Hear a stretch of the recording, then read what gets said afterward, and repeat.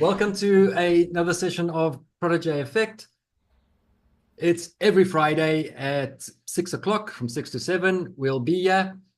I'm not here to teach you guys tonight. That is not my goal. It's not my purpose. I am here to learn with you.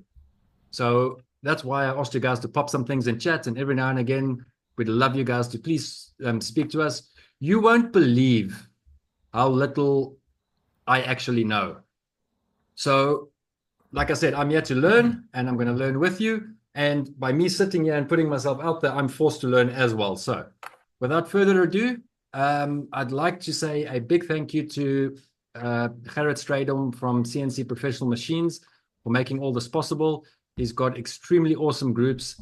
He sells very good machines, and his after service is absolutely fantastic. And he even does it outside the borders of South Africa. And then a very, very big thank you to Annemarie Kemp from Procurement for You. She has all types of goodies for the laser cutting and crafts industry, you know, from paints to little memory sticks and wooden boxes and key rings and all kinds of things. And she can handle anything from 10 to 1,000 or 10,000 items at a time. She is really an up and coming big player in South Africa at the moment. And then, of course, thank you to our co-hosts, Carlos Steyn and Leona Buerta, who put a lot of effort into the background to making all this possible. And if you want to be taught, Leona's your go-to. She's actually qualified in that. The rest of us are just yeah. So tonight I said that we are going to be drawing a bicycle. We had an attempt at it last week for those of you that were with us. And it turned into a bit of a Frankenstein, to be quite honest, because there was no clear plan. We started the session and I said, look, we're just going to go with it and see what happens in reality. And then Carlo threw fuel on the fire and started challenging me in some things. And then we just went for an hour and 20 minutes instead of the 30 minutes that I planned. So tonight I'd like to take a bit of a more structured approach, and we'll take it piece by piece. And every 3 weeks, when it's my turn, we'll carry on building on the bicycle together in the session. Once it's done, everybody who was part of these sessions, we'll share that file with everybody and we can give you a commercial license. I promise you, it's going to be something unique. It's going to be something the world has never seen, and you won't be able to even Google it or anything like that. It will be Protégé Effect's first baby.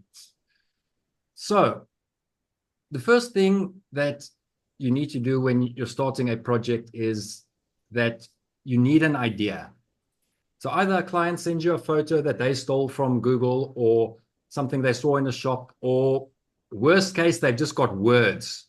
You get some people that are awesome and they actually can make you some sketches. But either way, you need a preconceived idea of what you're going to make. Otherwise, you're just going to sit and stare at a blank screen. There are many, many ways of generating ideas. And I'm not talking about going onto Etsy and looking at other people's work. That is a method, and there's nothing wrong with that if it's for idea generation. But just be careful that you don't violate any copyright or trademark rules when you do that. And there are methods and systems to be able to check that. But that's not what this is about. I'm going to go way off topic on if we talk about that. I shall start sharing my screen because that's why you're here. Give me 1 minute to move this thing. Okay, there's out my way now. Okay. Right. So yeah, I've got a blank screen in Corel. It's an untitled file. There's absolutely no name to it. So the first thing I always do, I never work on an untitled file. I go and I actually save it. And I'm going to save it on my little server. And you can see over here, I've got a structured file and folder system. I like using numbers, and I suggest that you use numbers. It's a nice way of categorizing your things. So you can see what we sell the most of: cake toppers, coasters, alphabet boxes, trays. It's literally in order of importance. And then the other things are down. It's not that we don't do the other things. It's just that often we're not interested in really doing a lot of the other things. I am going to make us a new folder. I can't remember what number I was on. 23. Okay, so I'm going to make this one 24. Protégé effect. See, Billy, are we the least important here? ABC01. That'll put you at the top.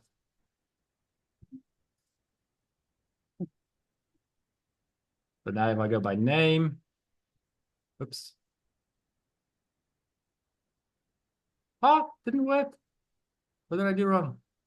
Those numbers are before. Numbers or before letters. Thank you, Tanya. 01. Let's try 01A. Yeah.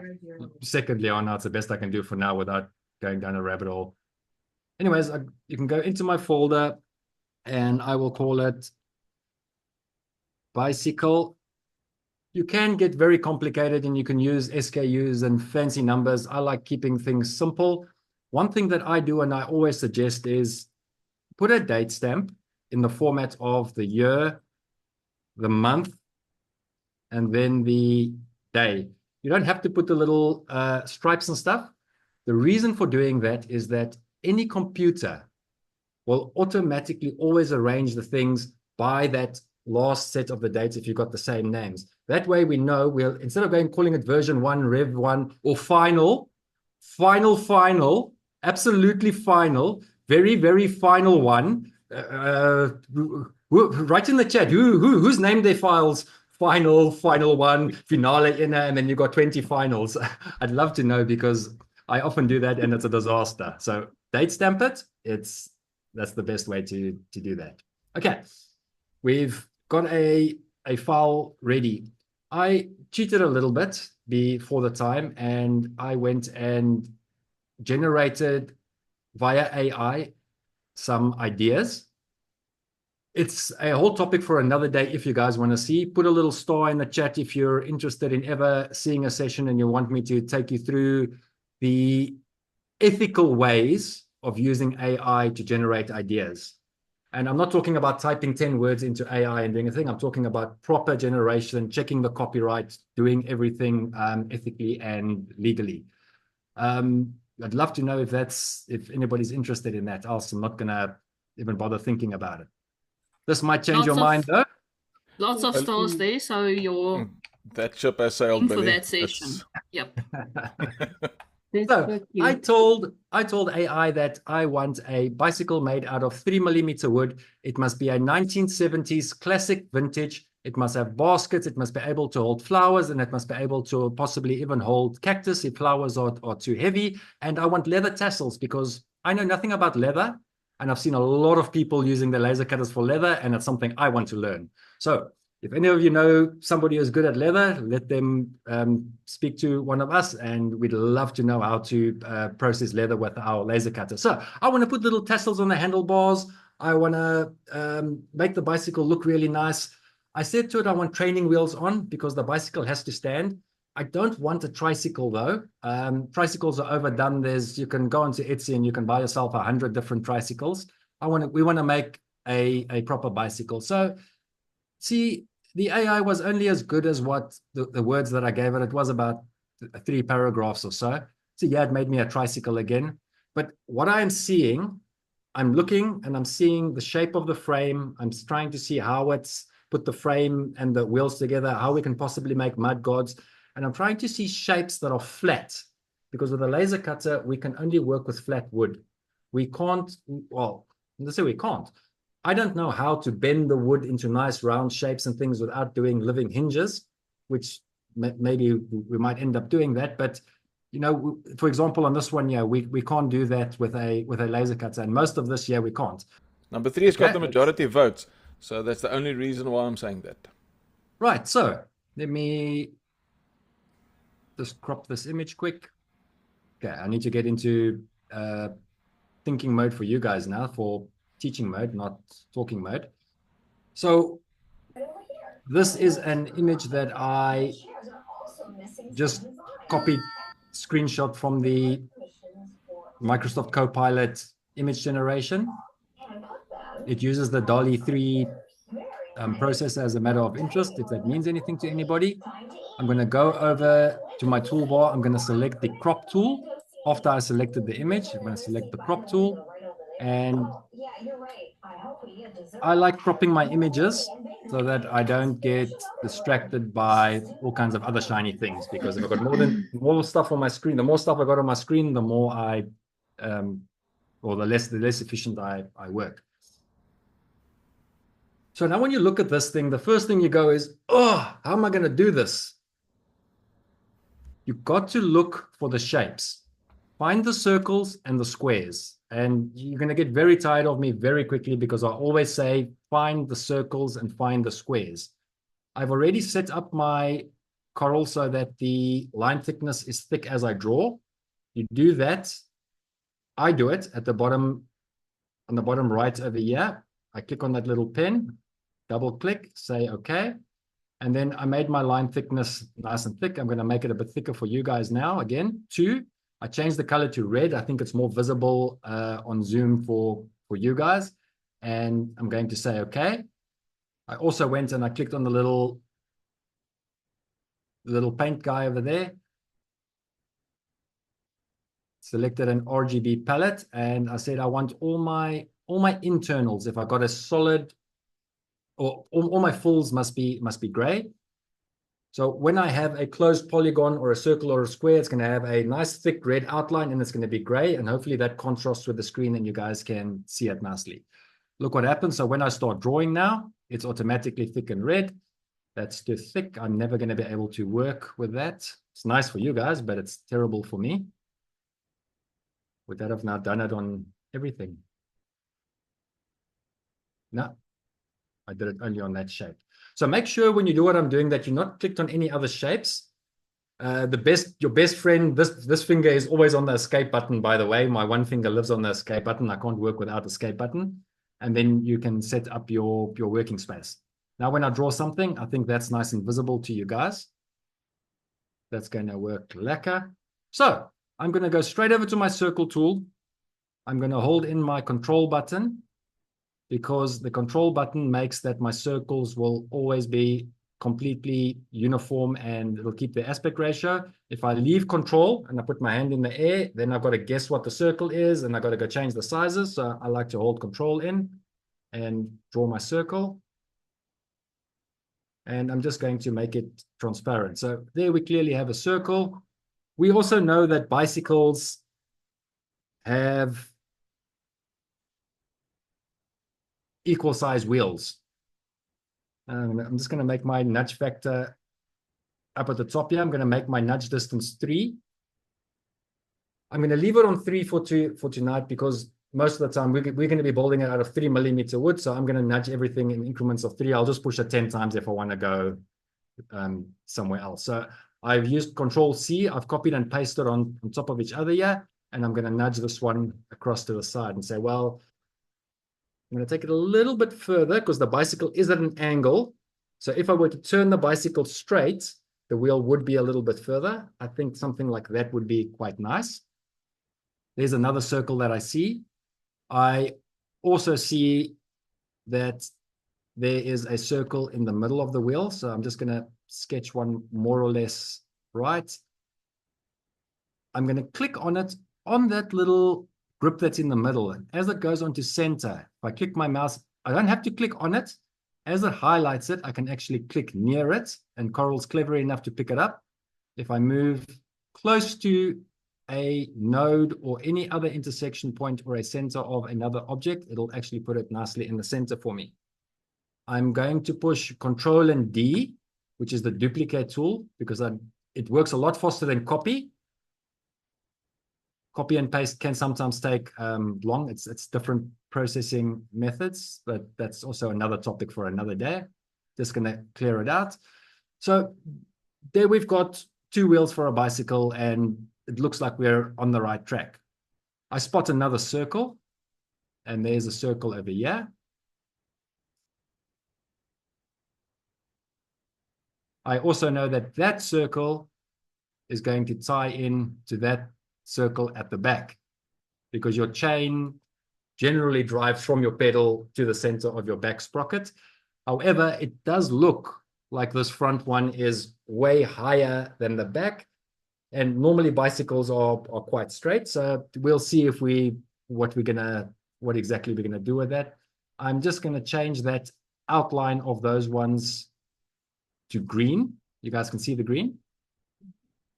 I'm going to change it to green because it's going to be the elements that I'm going to be working with next. I'm not going to worry about getting it straight right now. We can fiddle with that later. But what I want to do is I need to join this green circle to this green circle so that we can get the shape of a chain guard.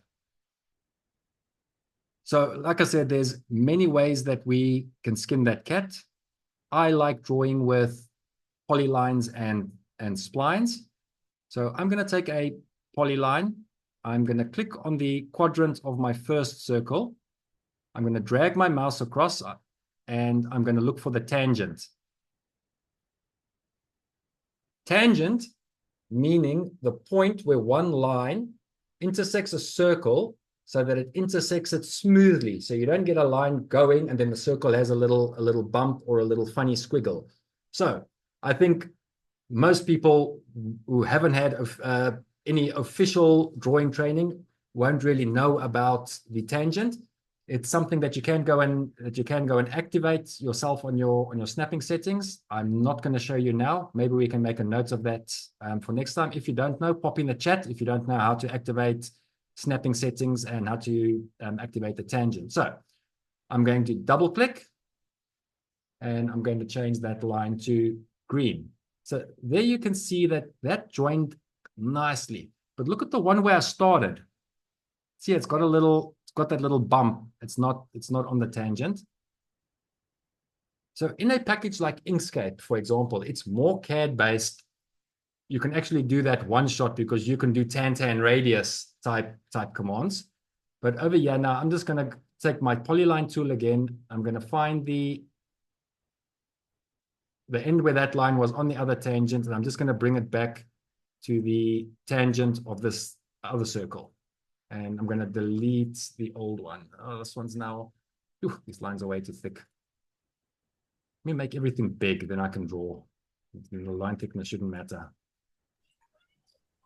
In Afrikaans, a tangent is a raakline because it touches the circle in only one point.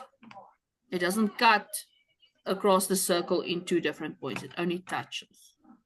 See, so I can't select a tangent from the beginning. So I try and eye it as best I can. I get my raakline, my tangent on the other circle, and then I work back in reverse again. And as with most drawing and design, if you're really getting into I just double line that thing. When you are really getting into design, you're going to find out that backwards and forwards is your way of life. You start at the beginning, you work to the end, and then you work from the end, and you work back to the beginning again. It's like, what does the Lion King say? It's the circle of life. So let me just cancel that, start at that node, and come back to that quadrant.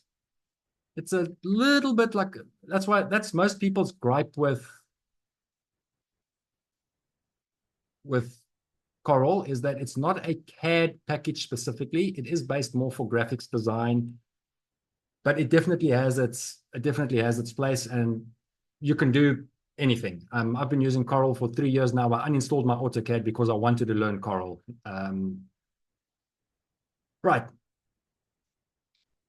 Let's make that all green. So there we've got a nice shape which looks like a bicycle hub. I'm going to go over to my tools and I'm going to select my virtual segment delete. And what that's going to do, wherever other lines are touching, it's going to clear those out for us. I know I'm messing out my back wheel, but I'll rebuild that sprocket in later. Right now, I'm going to try and stay as true to this picture as possible. Am I? Is it bothering you guys that thing's skew? Put up your hand or pop a message. Is it bothering you that it's skew, or am I going to leave it skew or make it straight? You can leave it skew. That's not a rule of a bicycle, in my opinion. Okay, skew it is.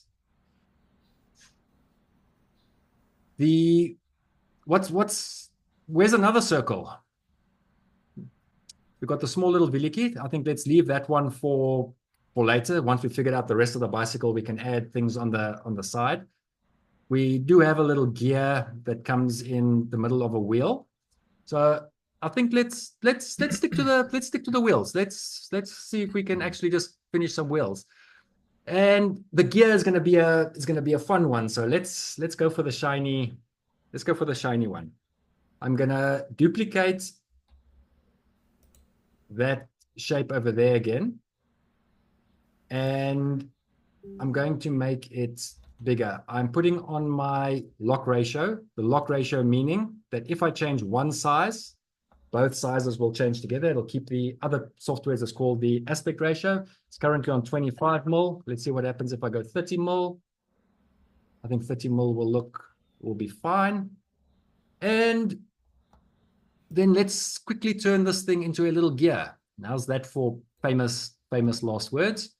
To do that, I'm just going to grab a square. Because guys, squares and circles rule the world. Squares and circles, squares and circles. Just as a matter of interest, there's three things that any single design and every single drawing, no matter where you go in the world, on any software package, you've got points, lines, and polygons, and our whole universe is made out of points, lines, and polygons. There's nothing else that exists except points, lines, and polygons. So, squares and circles. I'm going to sketch it out, and I'm just checking it with my eye. And by chance, it's coming to near 3. So OCD is going to kick in, and I'm going to make that little block 3 by 3. I'm going to make it to the closest integer of 3. I'm going to move it to the exact center of my circle, which is the quadrant over there. But we also know... OCD, Billy, it's not 3 by 3. Oh, Billy, my lock ratio OCD is was on. also kicking in. Boom. If you're going to make it a sprocket, make it a triangle, not a square. We're getting there. We're getting there. I'll make it a trapezoid now. Okay. So we don't call it OCD now. We call it LCD, Leon, compulsive disorder. LCD. Okay, so exactly what Carlo was saying. Sprockets are not square. That's 100% true. I agree. So how am I going to do that? First things first, I'm going to give myself another construction line. See my computer crashed, so I need to put my contour tool back. I'm going to go to the window file menu up there. I'm going to go down to Dockers, and it is a hidden one always. Under Effects, if you guys want a screenshot, do so. I'm going to give you 10 seconds to do a screenshot, and then I'm going to activate my contour tool. Right? Contour tool activated. Normally when I open up my Corel, all my tools are here. So you see, I've had nothing when I came in. So maybe it's a blessing in disguise that Corel actually crashed. I'm going to tell Corel that I want to contour to the outside, and I'm going to do it by 3, not 3.13. And I'm going to hit apply. I always, after I've done a contour, I come and I break the contour. By doing so, I right click and I say break contour, so that it's 2 separate entities. Otherwise, it can just drive you mad. So now you would ask, why would I want that outside one?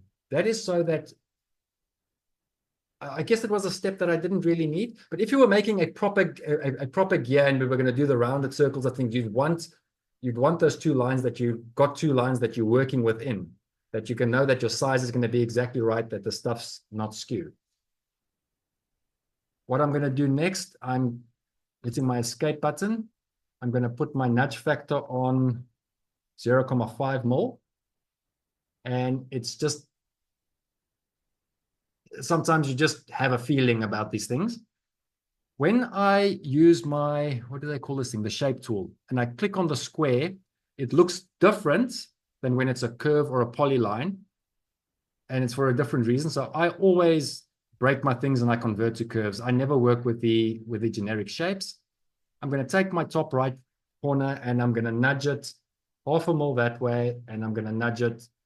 Carlo, that's the wrong one, man. The inside one, that one, and that one. Yeah, man. Other way. Yeah, I was right. That one. Go that way and that way for a gear. Right. Now, who can guess? Let's say this circle is 36 mil. There's mathematics you can use, but I'm not going to open a calculator now. There's a 36 mil circle. This little thing's a 3 by 3 square that was converted to a trapezoid. And we would like to now put that around our circle so that we can make a little gear for our bicycle. First thing I'm going to do, I'm going to double click. Well, let me do that slowly. The first time I click on it, it's got the grips that I can move it or stretch it. If I click on it a second time, you see as my cursor changes and I click on it a second time, it's now got you can now start rotating it. But what I can do on that little target button in the middle, the circle with a little dot in, I can click on that circle and I can drag that circle. So what that's going to do is it's now moved the point of rotation. So when I'm rotating, just check this out. It's rotating around that center point on the circle, as opposed to rotating over there. I hope that makes sense. So I'm going to put that back to there because I want to make my stuff go around the circle. And I'm not going to copy, paste, and rotate each one individually. That is going to drive us insane. To activate this command, we go back up to our Docker's menu and we go and look for transformation. It normally is transform? Yes, we look for transform. The shortcut it says here on my screen is Alt F7. On the transform tool, by default, yours will open up on this one with a little arrow, which I don't even know what it does, to be honest. I've never bothered looking. I just go straight to the one that's got the little circle with the arrow, which is all about rotating. The angle of rotation, like I said, if we had a calculator and we worked out the perimeter of the circle and we wanted to know exactly what the spacing was going to be, we could work it out. But let's take a guess. And why I didn't want to use a calculator, because I know there's 360 degrees in a circle. So I type 360 degrees.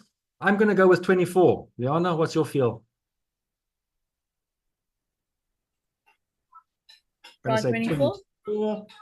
And because I told it 24, it's automatically done the maths for me. It told me that there's every 15 degrees, it'll fit 24 of them in perfectly. And at the bottom, it's asking me, how many copies do I want? So if you wanted a half circle or only wanted a quarter, you can change your copies. But I'm going to say 23 because I've already got one, plus the 23 that I'm making. It's going to put 24 around for us. So let's see what it does. Okay, we had way too many. I'm thinking we've got to take about 3 out. So I'm just going to undo that. I'm going to go back. I'm going to say 360 divided by 20. I'm going to go down here, push 19, and I'm going to hit enter. And that looks a heck of a lot better. Are we happy with that? I think I am. Let me just change that line thickness to some, oh no, some hairline. Now it gets fun. So what I'm going to do, I'm going to click on this picture, because every time I'm working with you guys, I'm trying to click on my shapes and then my picture selects and then I'm hitting escape and it's going to drive me insane by the time this client has WhatsApped me 10 times, where's her job? So I'm going to right click on it and I'm going to lock it. An alternative way of locking it is going to your objects toolbar, finding where it is, and you can unlock it and lock it over there. If it's bothering you, Carlo likes nudging the stuff 150 or 300 or something to the side. I prefer just switching it off. And then I can always switch it back on. And because it's locked, I can't delete it by accident. Let me show you. I can't even click it. I can click on that. So I can't click it. I can only right click on it and I can say unlock or I can hide it, but I physically can't delete it. So now when I want to go start working in here, let's switch that one off and let's switch. Oh, these haven't even been grouped yet. So let's switch let's switch them off. We know they're perfectly safe. They haven't gone anywhere. They won't move. Do you think it's going to work if I combine all of these? Do you think it's going to work first time? I don't know. Let's give it a bash. It might be fooling our eyes because of the line thickness. So let's just go back to hairline. I always, when I'm working on my own, I work on hairline. And there you can see that it didn't work. We have a circular shape and we put a square on top of it. So the circle is running beneath the square. So it was a typical design error. So there's multiple ways to fix that. The easiest thing I would do. Carlo, are you talking? Because we can't hear you. Sorry, I was gonna say it. My mic was off. It's not a design error. It's just because your line thickness was so thick, you didn't see it. You didn't notice it. Good excuse. It was intentional though. So there's two ways you can fix this. The quick and easy way out, and we can call this the cheat method. I don't even know who can remember how big that circle was. It was 36, eh? Mm. Oh, no, the inside one. Let's put it in the You could have center. copied the other one because the other one is the same size. Was 33, eh? Oh, that was 30. Yes, it was 30. I'm going to put it on hairline for you guys. So what I would do if I was in a hurry, I would just make that, I would change that to 31 or let's try 30.5, and I would then merge it and it would work. Mm. But knowing myself, I would probably just go back to before I merged it, because I wanted that thing to be specifically a certain size. I would rather delete all of, oh, I deleted the wrong ones. I would rather just delete all of them, go back to my first one with my nudge factor of 0.5, nudge it down a half, put my little circle back on the center, because it would have also moved half a mil down, and then the whole thing would have been skew again, and then we would have repeated the process again and again. How many times I have you would guys have repeated found processes that today? out the hard way. Well, Billy, I think it's a good thing that this happened, because what you're showing now is a best practice in the workflow. Because yes, you can get by with a, let's call it a cheat, and somewhere along the line that cheat is going to bite you, because it's going to have to be the same size as something else, and it's not going to be. So it's really the best thing that you can do is exactly what you did now, is go and fix it. And because if you don't, if you make something else, you're going to find something doesn't fit, or it's not lining up, or I promise you, Yeah, what you did now, need to find your standards, your rules, your regulations. If you are currently drawing, which I know 99% of people are doing, you don't have standards, you don't have rules. Let's call it the LCD over there. If you know you're always drawing half mils and you're always drawing in 3 mils and you're always doing something a certain way, you'll very quickly and easily be able to fix your own faults. But if you're doing it this way this time, and next time you're doing it a different way, and next time you're doing it a different way, it's like working with 10 different people, and you're going to drive yourself insane eventually. But I've drawn another circle on the center at 10 mil because I'm going to make the shaft that fits for the bicycle. I always make them I make them, what do I do? I make them 9.5 mil with a 10 mil circle, then everything fits nice and gels nicely. So I've drawn a circle in the middle. Even though it's a funny shape, it's still in the center because it's still a circular shape, even though it looks like a gear. And I'm going to select both of those. And because I put my black circle on last, I only ever use back minus front. I don't use front minus back and stuff. If something's at the back, I bring it to the front and then I do back minus front. Otherwise, I confuse myself with all of these buttons up here. So I literally only use the back minus front and the full. I sometimes use the intersect. So that's my method of keeping track of what I'm doing. So guys, there we have a beautiful little gear. You could have gone to a gear generator and all kinds of things, but I promise you it would have taken you longer to type in the website, to find what buttons to push, to take that thing, to export it, get the DXF, import the DXF, figure out how this thing's working, the lines on joins. You've got 120 things. If you can draw And it you like made this, everything using squares and circles. yes, and you can do it by yourself and you don't need an internet connection. And when the website goes down, you can still do it by yourself. Let me Nice. get back to my object manager. Once again, I don't believe a lot of people actually use this object manager as well as what they can use it. The object manager is one of the very first things that they started when they started the CAD-based programs in the late 70s and early 80s. And it works on layers. It's called layers for a reason. It's like taking different pieces of see-through paper and you draw your heart, then you draw your skeleton, then you draw your skin, then you draw your hairs, and you put them on top of each other and you can peel them away. What that means here in the layers, that if something is above something else, in the drawing, it is physically on top of it. So if I wanted to move this gear to under my photos, now it's gone. I can't find it. All I can do is I can go find my little gear here in the object manager and I can move it above my photo, or I can say, look, this thing's the most important. I can right click on it and I can actually say, bring it right to the front of the layer. And you see there, it does it there. So what this means here is that is the order that your stuff's in.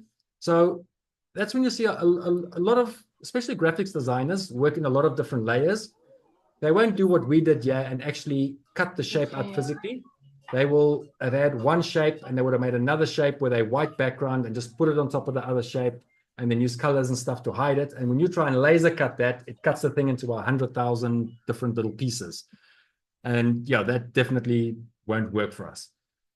Now, Willie, let's go. Can I interrupt you there quickly? I honestly think that we can do a session on that objects. I know that's something that I want to learn. That thing confuses the hell out of me, and I never use it because of that. And I think there's so much more that you can say about it and explain the usage and advantages of it. So maybe keep that in mind.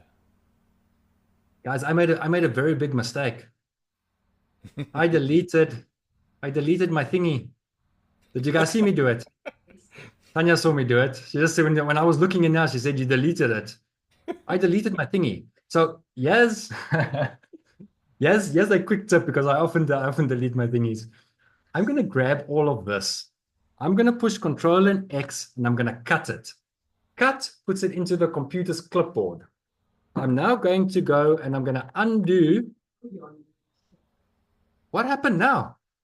Let's see how much we lost. Ah, it's back where I wanted it. I found my thingy. Well, you couldn't have been luckier. You could not have been luckier. I'm going to be really quick about this. I'm going to nudge that down. I'm going to take that away. I'm going to reactivate my transform tool that disappeared again. I'm going to put it on 360 divide by 20. I'm going to put this on 19. I'm going to put this in the center of my circle. I'm going to apply that.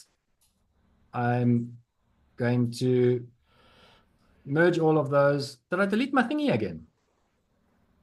Yes, I just deleted my thingy again. Okay. Coral. I'm not sure what Let me just combine these things. Then that's the one thing I was wanting to do the whole time, was to combine those four into one.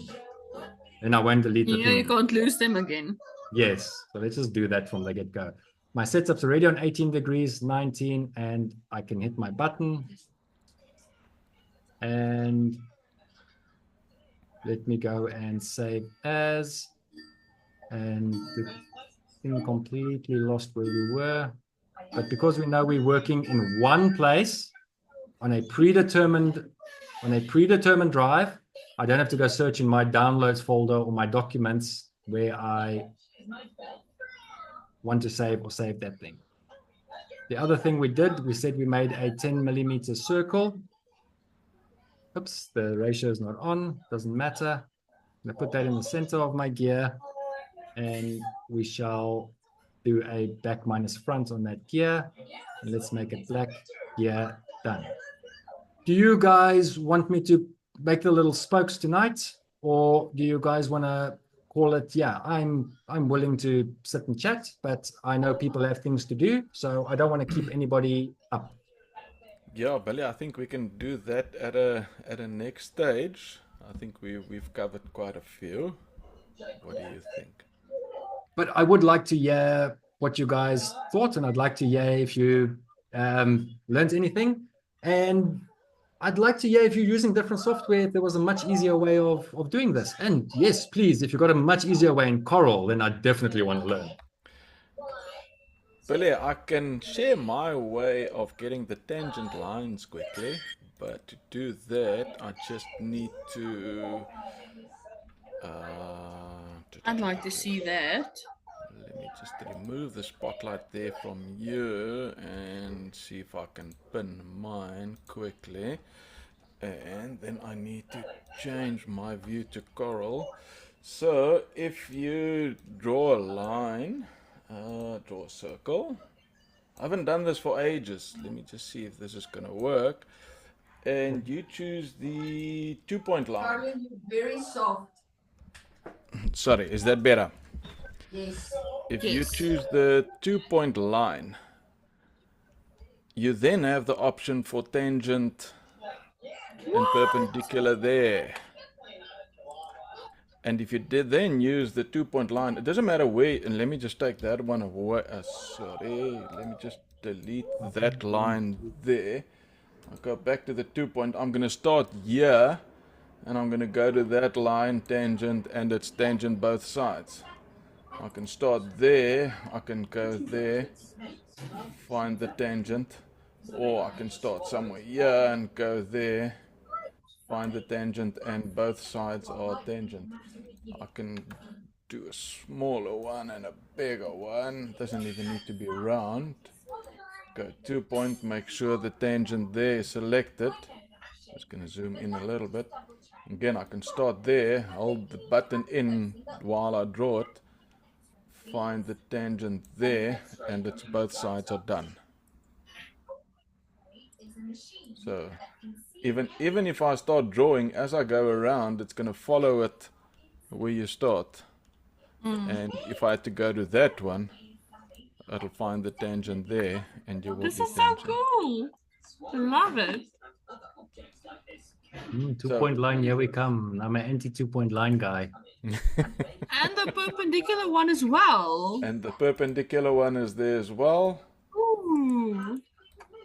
The perpendicular works on polyline as well. It doesn't work on spline. So So pick your poison carefully.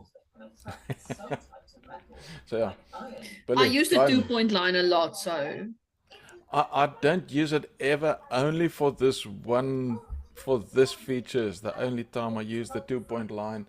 I normally use the freehand one where you click. I use the 2-point line when I'm busy editing nodes on a specific shape. Then I use the 2-point line. I think the reason I don't like the 2-point line is I have to work a bit more because I have to hold the mouse button in while I draw the line. When I use the freehand tool, it's less straining. I can click, leave and click. Ek is lui, ek wil nie die knoppie indruk terwyl ek trek nie. That's the only reason.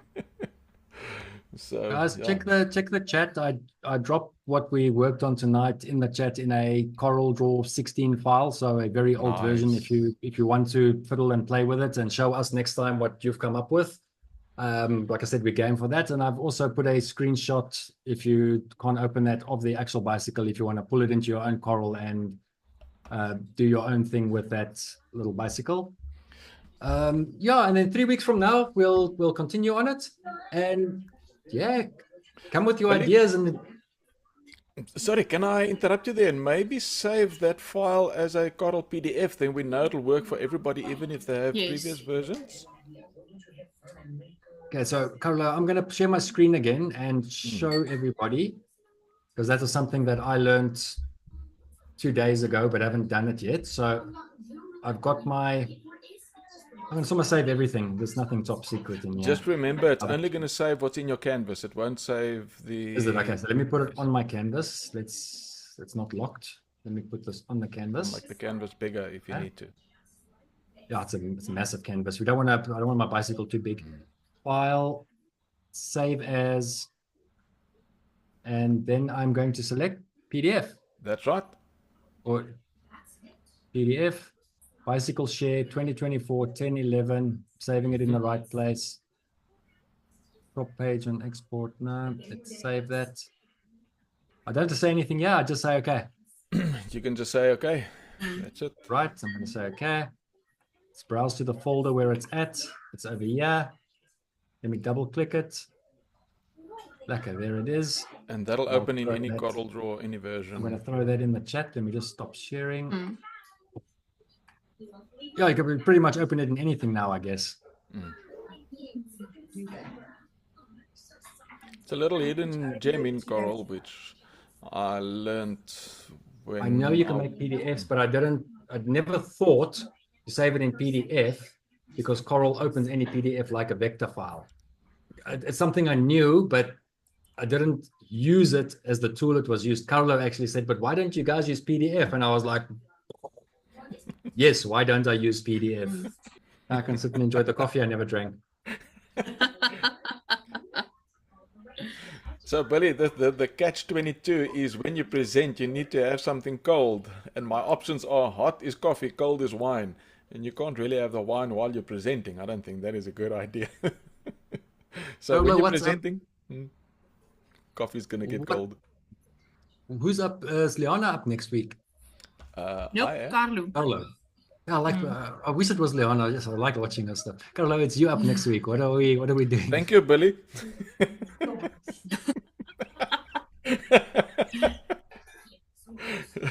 So next week we're carrying on with the toolbar properties, and it was a sneak peek what we did now with the circles and the tangent. That would have been part of it, but we'll go in a little bit in depth in that.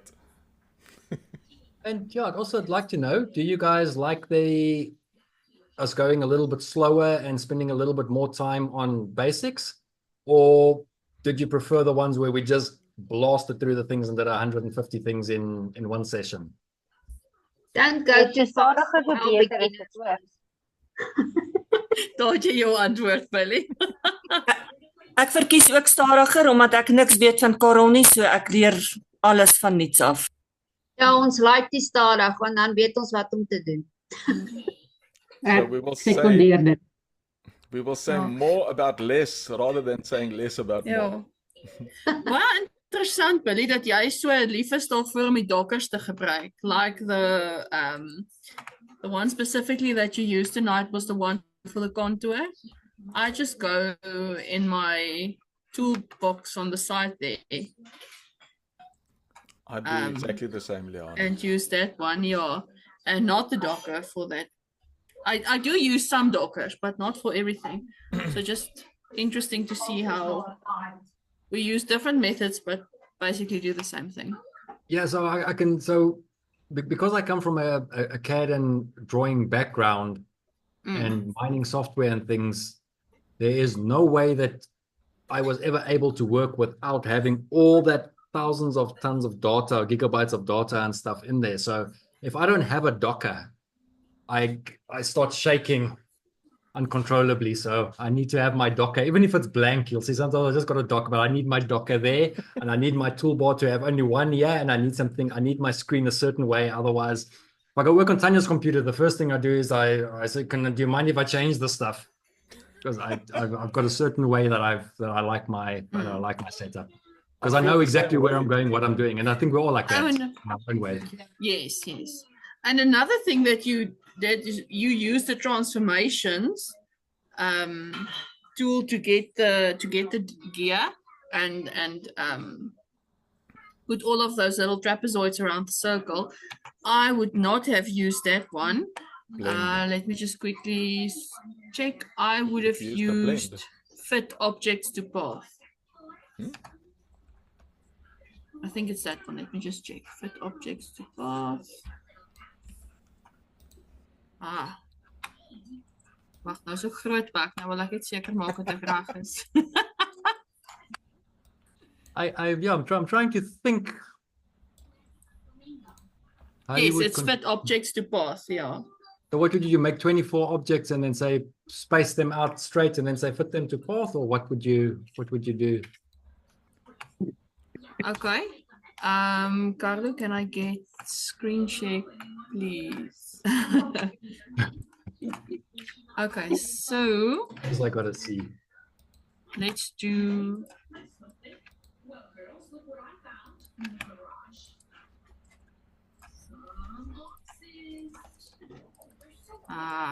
Convert to curves.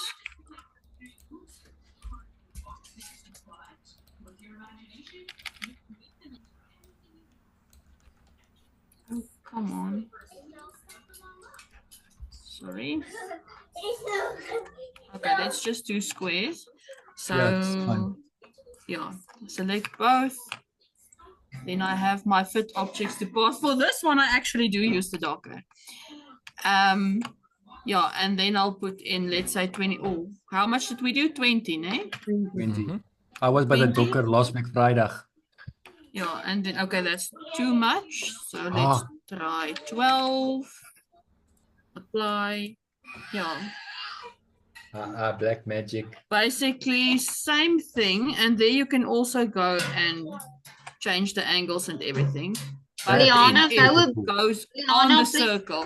Mm. Please start from the front again, please go slower. Okay. Yes, that is cool. Okay. Ek hoop Okay, jy let's rekord hierdie do- ook. It is recording. The Okay, best let's do a stuff proper comes after circle. 7 every week. 60 mil circle, and let's do a 5 mil square. Oh, that's a bit too small. Let's do 50. Okay. So I have my two shapes. I select them both. Then I go to object, fit objects to path. So I've already clicked on that one. So the Docker is on the side, and I can just go to, where is it now? Now it disappeared again. Fit objects to path. Okay, and then it opens up the Docker there. And then you can say, do you want to keep the original or not? But the original is not on the circle, so I won't want to keep that one now. You can select that option to group all the objects. Then you say, okay, I want 12 duplicates. And then when you go and apply it, it will arrange the squares on the circular path. But what you can also do is this one. So you can see that there that all the squares are centered on the path. So you can also just go and change. That was going And to so, be okay, my I want the question. bottom one, yes, and apply it there. And this looks more like the one that Billy did the first time. So yeah, but there's a couple of options there that you can work with. So maybe if you have let's do this one. Just break this one apart. I want to have two semicircles there. Connect them and weld them. Okay, so that's one curve now. Select those, apply, and there it goes on that path as well. Yeah. And guys, that's So- what you do when you make fancy text and stuff that's flowing and nice fancy cake toppers. And that's what I normally use it for. I never ever thought of using it for designing functional shapes. I pretty much do the same thing, but I use the blend tool. I never even thought about using the fit objects to path. The blend tool, Carlo. Yeah. Charlene, Charlene vra, how do you select which the target object to fit to? So how did it know that it must put the square on the thing and not the other thing on the square? It is the order in which you select them. That is a feature of Usually, yeah.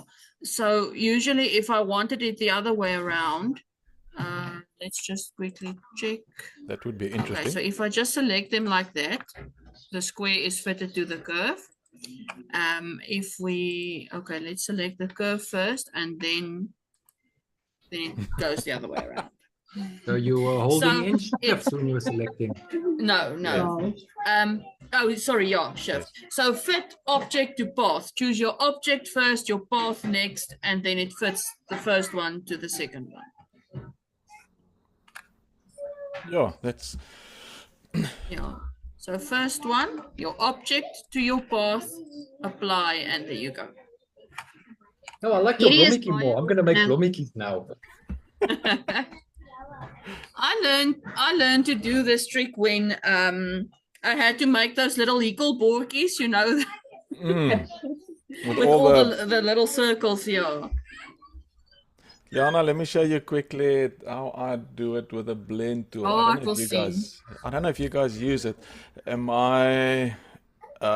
Can you guys see my screen there? Is it on the? Yes. All right.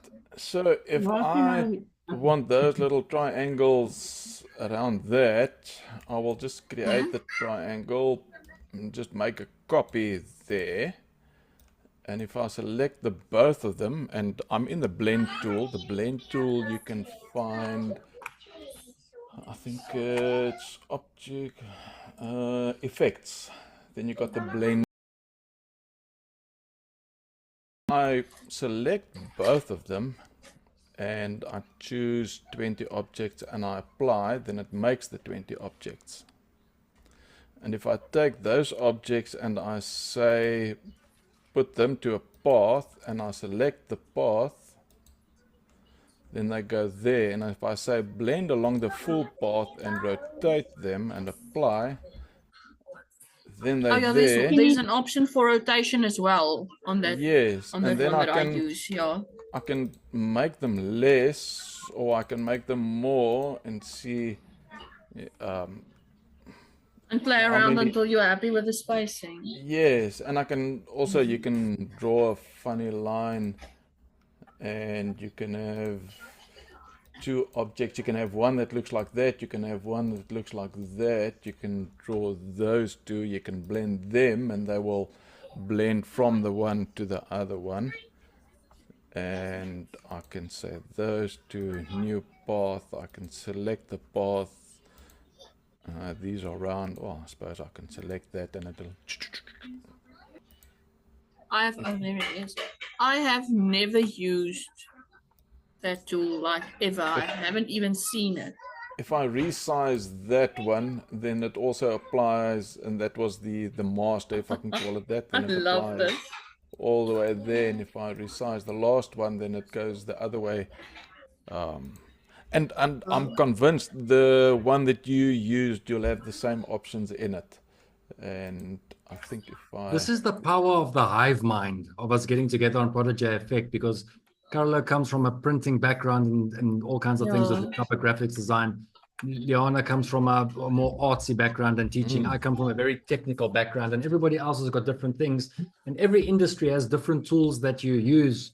You know, like one guy uses a spade to dig a hole, and another guy uses a spade to load coal. And yes, you can dig a hole with a shovel, but you shouldn't. You should use a spitgraaf. And I think that's what we're learning. And it's what we've been talking about a lot on our little private Prodigy Effect group is things that save us 2 minutes once a week. Just 2 minutes. But you take 2 minutes in the 10,000 tasks you're doing every day. Well, I'm being stupid now, but if you take 2 minutes, if you save yourself 2 minutes every hour, how much time have you saved yourself by the end of the week? You could have played with your child. You could have made an extra file. You could have done something. You could have gone and relaxed on the couch. Every little 2 minute thing that you do is going to make you that much faster, that much more efficient. And you're going to go from earning 100 Rand an hour to earning 500 Rand an hour. And that's how you get good. And that's what I call experience. I don't call experience the amount of time that you've worked. I call it the amount of tricks that you've learned to do things quick. So if somebody does something for you in 5 minutes, it doesn't mean you should pay them for 5 minutes. You should pay them for the hour. It's their skill that they've learned to do that in 5 minutes. And sometimes it takes 20 years. Now it's taking us 3 months to learn wonderful things. Yeah.